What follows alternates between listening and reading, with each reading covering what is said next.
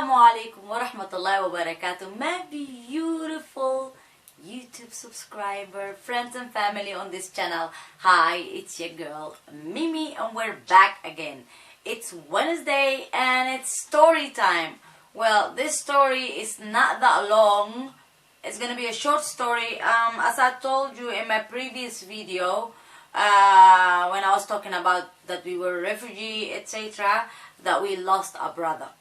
Well, as you know, as I told you before, we were refugee, a mom, two brothers and two sisters. We were the 5 kids and the mom. We came to Holland in 2001. Well, the struggle was real, you know, like running away from our country. It was not safe for us.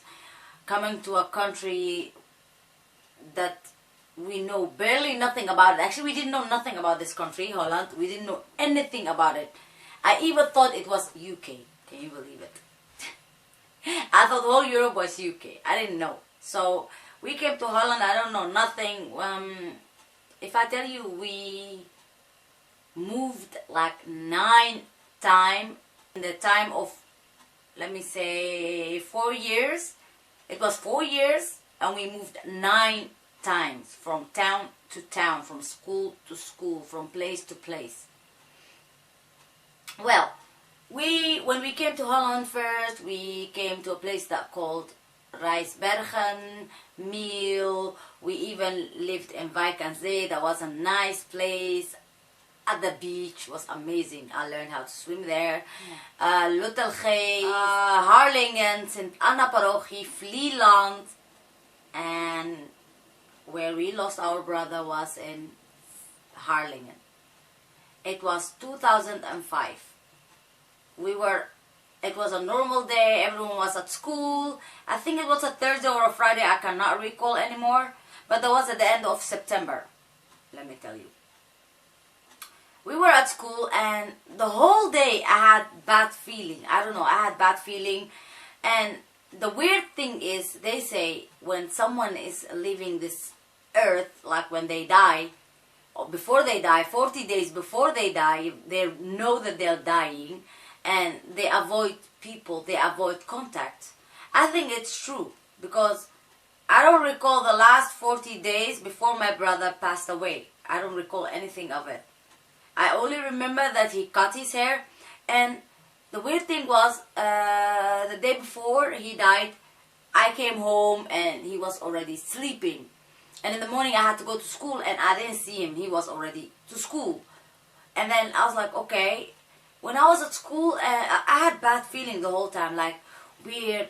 My heart was skipping beats very fast. Like weird feeling in my stomach. I was not feeling well. But I didn't understand where this feeling was coming from. So it was done. I was done with my school. I went home. And the first thing that I hear is my mom saying, "Where's your little brother?" And I'm like, "Mom, I was at school. You were at home. How can I know?" And then I don't know what happened, but my heart started bouncing more and more and more. I got sad. I didn't understand the feeling. I didn't understand at all what I was feeling. I was like, "What do you mean he's not home? What do you mean he's not home?" Okay, I'm going to search. With who was he? She said the other little boy. His name is Ryan, Allah yarham, as well. They both died. I was like, okay. I searched the whole camp. In Harlingen, we were living in a camp and there was like 4 big buildings in one place. Like a big, how can I say it? A hospital. How the hospital is built in section 1, section 2, section 3, section 4. It was the same. It was a big hospital, I think, and they didn't use it as a hospital, but they used it as a place to let refugees stay. In that place, like some of the houses, some of the rooms had toilet, some of the room didn't have toilet. Our room had sleeping room, living room, and a toilet and a place to put stuff in it, you know, like for your kitchen. The kitchen was shared and the shower was shared. That was scary though. Ooh, and the creeps that were living in the same area, oh, that was scary though, to be honest. Anyway, and also beautiful at the same time because I had the time of my life there. even though the tragedy and everything, but I had that time of my life. I could be a kid. I don't remember when I was kid, but I could be a kid, because when you come from an Arabic householding, you know, when you are the oldest child, and you have siblings, forget to be a child, because you're gonna start cooking, cleaning by a very young age. Me, I start cooking by the age of 8. And yeah, I had back then 3 sisters and a brother. My little brother was not born, so I had to take care of them, and when he was born, I had also to take care of him. So I had to take care of all my siblings by myself. You know, like, mom also take care of them, but you know, the duty of the oldest sister is to take care of them. Like the second mom, I was the second mom. Anyway, so I was searching for my brother in the whole camp, and we were living in section yellow. And you have yellow, orange, blue. There were 3 sections, red and blue. So I was we were living in the section yellow. And then I went all the way to section blue. There was the little boy living. The mother was also searching for the boy. She was like, he's not with you guys? I was like, no. And then, if I tell you, I got the shiver. I've got the shiver. My legs start shaking. I had weird feeling. And back then, I was a trouble child. I didn't like the police. But I don't know, somehow my legs dragged me by itself to the police station, and I start asking, did you find a little boy, very skinny, small, 5-year-old, black hair, he just had a new haircut and the Nike logo is on his head? If I tell you, those policemen start, you know, like to each other, and they didn't answer me.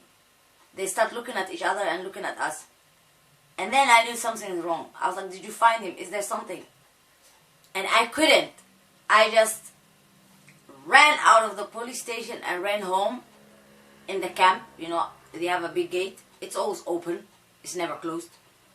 I walked into the cage and I see dogs, police car, police, a lot of people gathering there. I get the shiver if I think about it, you know. So I came there and I asked them, did you find my brother? Did you find my brother? And they said to me, you're underage. We cannot tell you. Where's your mom? I thought, my mom doesn't understand none. She doesn't understand the language. So tell me, did you find him? Yes or no? Did you find him? We need to talk to someone older. Please tell me. I'm the eldest. There's no one. Tell me. My mom is alone and I'm the eldest. Tell me. And then the police just hold me like that and told me, like, your brother had an accident and he died. If I tell you, my legs start shaking. I couldn't walk normal. I started running. And we were living that back then at the 4th floor. Damn, that was a lot of stairs though. A lot of stairs. Me, myself and I was running.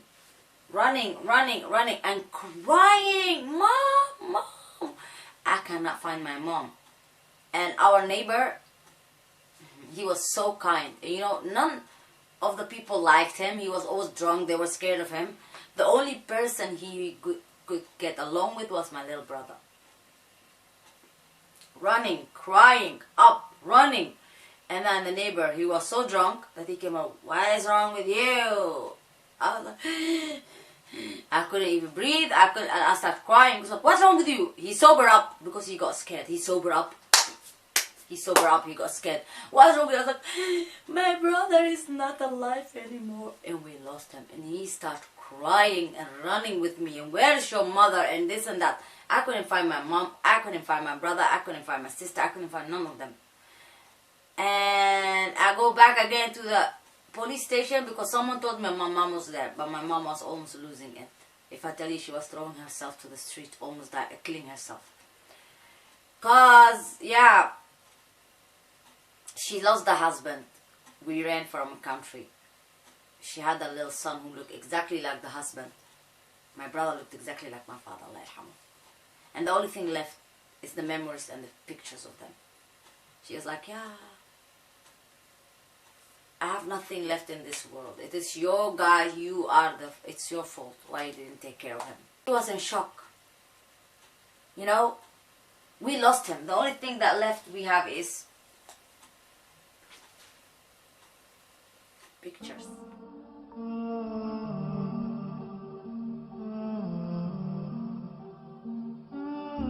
So if you see this video, make a dua for him. It's Ramadan and it's Awakhir Mubarakah. Let me say this, the ending of Ramadan. We only have 2 weeks left, so make dua for him.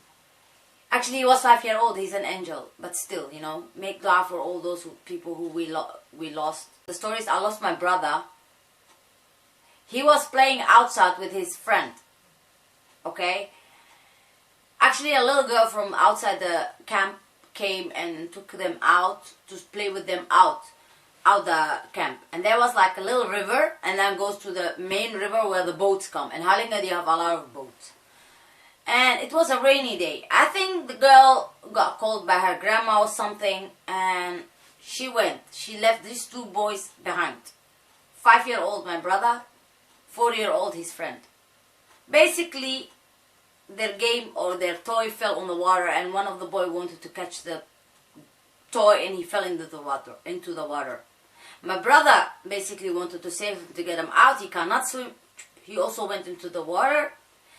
The police found my brother 6 o'clock in the evening, and that happened at 3 o'clock. And they found the other boy at 12 o'clock in the midnight. We were not allowed to see the kids, maybe because of the horror or something. They said the other kid was like drowned so bad. It was too many water in him. It looked scary, let me say that. And when we knew that he's not here anymore, my mom told me to not go to the hospital to see him, but there was something telling me just to go and say bye. I didn't listen to my mom back then. I was so sad. So what did I do is, after school, I just went secret behind her back to the hospital to hold him one last time.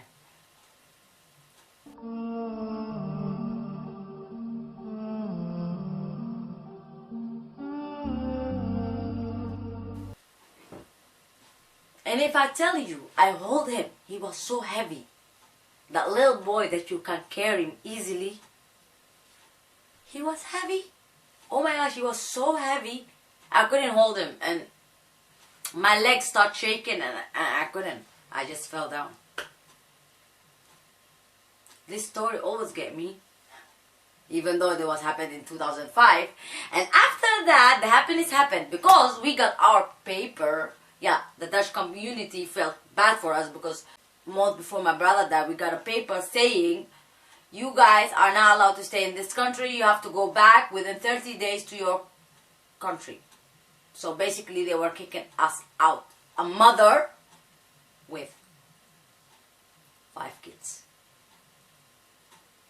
And then we lost our brother. 2 weeks later, we got a message that we have our nationality. Well, not nationality, like the green paper to stay in Holland. And after 3 weeks, we got our house where my mom still lived there in the Friesland, yes. And yeah, let me say, after that the life was better than the camp. We had our life, go to school, work, make friends, and little by little, you know, that pain went away. But you can never forget your family member, even though if they're gone for a long time. It's difficult, especially when you love that person, because my little brother was so a saint, an angel, you know, like him. But now he's in a better place. He doesn't have to wear the mask, you know. He doesn't have to wear a mask. He doesn't have to deal with all this corona bullshit. So alhamdulillah for everything. You know, even though I've been through a lot of things, I'm still smiling and I'm still happy. Why? Because Allah subhanahu wa ta'ala gave me another day, another moment, another, you know, another happiness. Allah only gives you the things you can handle.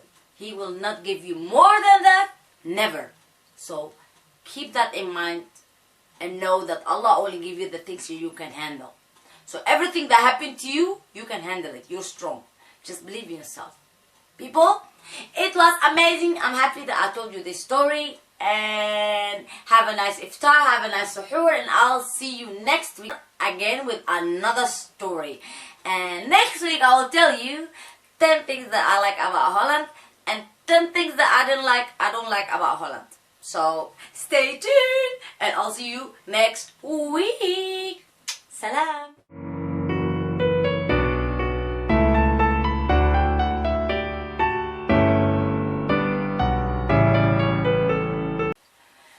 And that was the story, actually.